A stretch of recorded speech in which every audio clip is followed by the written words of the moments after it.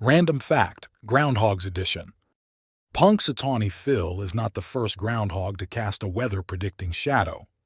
Shubenkadi Sam from Nova Scotia makes the prediction a full hour before Phil is ready to commit. In Nova Scotia, Groundhog Day is called Dax Day. Dax Day comes from the German word for badger, Dax. It turns out groundhogs are not very good prognosticators. They are only correct about 39% of the time.